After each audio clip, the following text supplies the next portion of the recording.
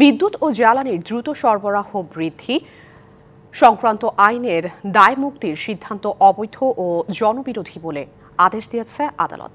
বিদ্যুতের কোনো চুক্তি নিয়ে প্রশ্ন তোলা যাবে না, এই ধারাও বাতিল করা হয়েছে। বৃহস্পতিবার বিচারপতি ফারা মাহবুব ও বিচারপতি দেবাশিস রায়চৌধুরী হাইকোর্ট বেঞ্চে এই আদেশ দেয়।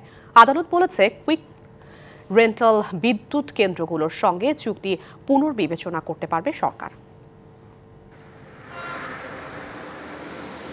ঘরে ঘরে বিদ্যুৎ দেওয়ার কথা বলে ২০১০ সালে দ্রুত বিদ্যুৎ ও জ্বালানি আইন করে আওয়ামী লীগ সরকার। এই আইন বলে যা কিছু করা হবে এ নিয়ে প্রশ্ন তোলা যাবে না এবং ক্রয় সংক্রান্ত বিষয়ে বিদ্যুৎ, জ্বালানি ও খনিজ সম্পদ মন্ত্রণালয়ের দায়িত্বপ্রাপ্ত মন্ত্রীকে দেওয়া হয় একক ক্ষমতা। ৫ই আগস্টের পর এই আইনের দুটি ধারাকে চ্যালেঞ্জ করে রিট করা হয় উচ্চ আদালতে। বৃহস্পতিবার দায়মুক্তি ও মন্ত্রীর একক ক্ষমতাকে অবৈধ ও বাতিল ঘোষণা করে হাইকোর্ট। আদালত এই ৬-২কে অসাংবিধানিক ঘোষণা করেছেন। এই যে এটা কোনো আনলিমিটেড অসীম ক্ষমতা এক ব্যক্তিকে দেওয়া হয়েছে, এইটা একটা প্রজাতন্ত্রে হতে পারে না। মাঠের অলরাউন্ডার আমি, আর ঘরের allrounder Tilex. Tilex toilet cleaner, clean মানেই টাইলক্স।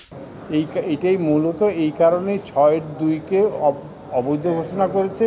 রিটকারী আইনজীবী বলেন, লুটপাটকে বৈধতা এবং আওয়ামী লীগের ঘনিষ্ঠ ব্যবসায়ীদের সুবিধা দিতেই করা হয়েছিল এই আইন। কুইক রেন্টাল প্রজেক্টের বিশেষত্ব হলো ১০০ কোটি টাকার চুক্তি করলাম, আর চুক্তি বললাম যে আপনি বিদ্যুৎ উৎপাদন করেন না করেন আপনার বিদ্যুতের সব পয়সা দিব। এটা তো একটা লুটপাটের চরম একটা ব্যবস্থা, যেটাকে লুটপাটটাকে আইনি একটা বৃত্তি দিয়েছে। রেন্টাল ও কুইক রেন্টাল বিদ্যুৎ কেন্দ্রগুলো কিভাবে চলবে সে নিয়েও পর্যবেক্ষণ দিয়েছে হাইকোর্ট। আদালত বলছে, কুইক রেন্টাল বিদ্যুৎ কেন্দ্রগুলোর সঙ্গে চুক্তি পুনর্বিবেচনা করতে পারবে সরকার।